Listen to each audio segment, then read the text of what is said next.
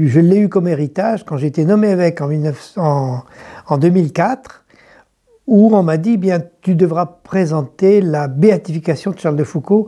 Et là, je dois dire qu'il m'est presque rentré dedans parce que je le connaissais peu, j'ai appris à le connaître, à l'aimer, à l'apprécier et puis à le considérer un peu comme un phare pour mon existence humaine et mon existence chrétienne.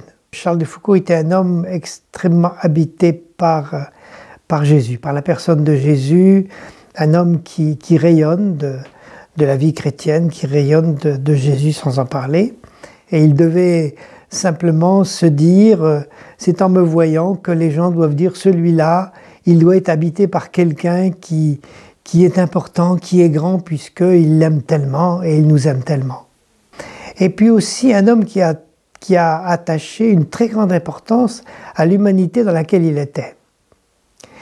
Il a gardé de très très fortes amitiés tout au long de son grand parcours, des amitiés avec des hommes qui avaient la foi, des hommes qui n'avaient pas la foi, mais c'était vraiment l'ami de tous, et puis un homme qui s'est beaucoup attaché à la culture du peuple dans laquelle il s'est trouvé. C'était un homme donc très, très habité et par Jésus et très habité par l'autre dont il avait l'intention forte de partager la vie. Il a beaucoup circulé alors qu'il rêvait de vivre en ermite consacré à la prière, et puis finalement il s'est laissé rejoindre par les autres, et en 1905 il est parti à Tamanrasset, à l'autre bout encore du désert, et il s'est fait vraiment l'un d'entre eux en apprenant la langue. Il considérait que toute personne pour lui était un frère, était une sœur, et c'est ça qui primait.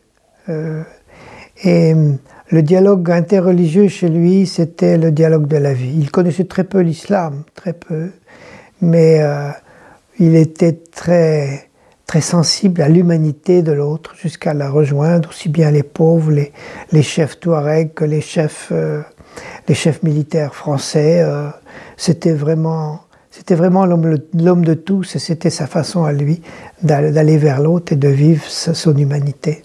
Un homme, effectivement, comme je le disais, qui a marché beaucoup, et qui a marché beaucoup dans son cœur, dans sa vie, dans sa tête, et aussi à travers ses pas, parce qu'il a fait des milliers de kilomètres à pied à travers le désert.